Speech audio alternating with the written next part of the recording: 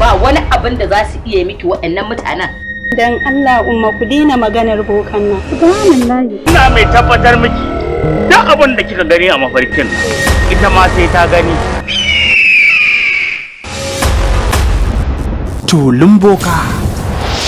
Wallahi na gani dai boka. Daidai kenan. Wani babban aiki ba aikin malami bane. Shirin kasaitaccen kamfani mai suna Najwan Investment. Ran boka ya dade ina jin ka. Kina zuwa gurin boka wannan ya sabawa. Tsantsar tsagwaron tsabar tsageranci ina boka kaci. Ya ke bure na tiya sarkin ya bure kai. Ya baje faifansa, ya kasa hajarsa, ya kuma jefa komarsa ta janyo masa mata masu gurguwar zuciya. Tun jiya da Alhaji ya dawo gidan nan. Haka nake son aiki. Gaba ɗaya kin ga ya canza min fuska gaba ɗaya. Tulun boka.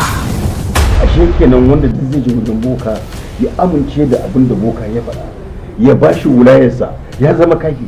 Alkhairi ya zama sakayyar sharri. Sun zo neman taimako wani gida, sun kuma maye gurbin matar gidan da haɗin gwiwar wani takaddarin boka. Kai boka ya kike shiga ita malamai. Kuma da zai je wajen boka a shirya wani abu da wani abu don a cutar da wani, a shirya wani abu da wani abu don a lalata lafiyar wani, a haɗa wani abu da wani abu don a lalata auren wani da wani wannan karo. Kin ga mai komai. Yadda zaki bi ni ki bugo ka. Nace in ba boka ciro ki ba wanda zai iya yi min wannan maganin abun sai kai. Wa as'abiha na ata haka mata sa'awa turjini fa kamil lailatul qamat alama hadi wa turjini. An yi juma lafiya. Lafiya ma yi juma. Yake yau salle ko? Jiya ba sai ga kika haɗa mu da sabon dauda ba. A cikin gida na kurma ne amma in ya fito waje yana da baki.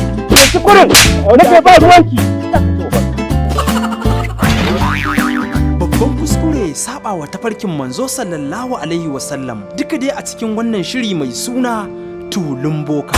Tana nan ta sa an yi rubutu. Kana nufin Alhaji ya fita ka shigo ɗaki na? Domin a cikin gora. Kar ki sake ki ce zaki zagi uwata. Labari Habib Darakta. Tsara labari Yusuf na Madina. Shiryawa Kebi Show Gaida. Ɗaukar nauyi Abdul K Sarauta. Tsara talla Mazaje Kiru. To a bayan duniya za a haɗu kenan? Ba da umarni Habib Darakta. Tulun boka.